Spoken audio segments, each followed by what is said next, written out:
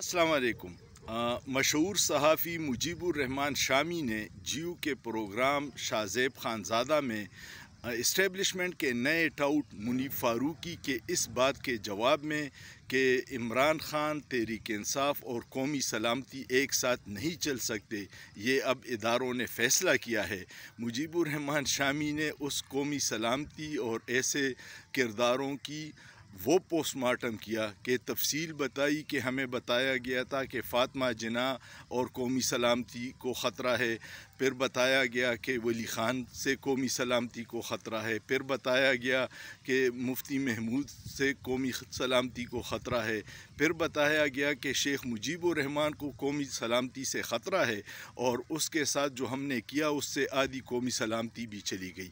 फिर भुट्टो साहब से कौमी सलामती को ख़तरा हुआ, फिर बेनज़ीर से हुआ और अब कौमी सलामती को इमरान खान से ख़तरा है।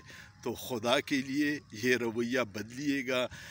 कौमी सलामती के इस बयानिए पे तो अब कोई यकीन करने को तैयार नहीं है, क्योंकि करोड़ों लोगों ने इमरान खान को वोट दिया है। क्या ये सारे अवाम कौमी सलामती के लिए ख़तरा है? ये एक माइंड सेट है कि हम कुछ इदारे ये समझते हैं कि सिर्फ़ वही मुहिब वतन है और बाकी सारे गद्दार है। जब तक हम इस रवैये से, इस माइंड सेट से बाहर नहीं निकलेंगे कि हर पाकिस्तानी अपनी जगह मुहिब वतन है और इस मुल्क की तरक्की चाहता है, तब तक बात नहीं बनेगी। आप अपने आप को मुहिब वतन कहें, दूसरों को रोज़ाना गद्दार कहें अपने मुफादात के लिए, तो इस तरह तो मुश्किल हो जाएगी।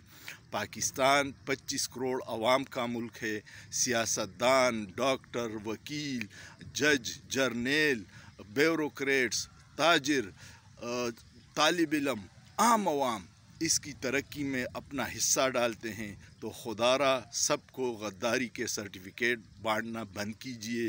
यही इस मुल्क की तरक्की है और इसी में हम सारे मुहिब वतनों का फ़ायदा है। पाकिस्तान जिंदाबाद। लेकिन सोचिए, सोचना जुर्म नहीं है।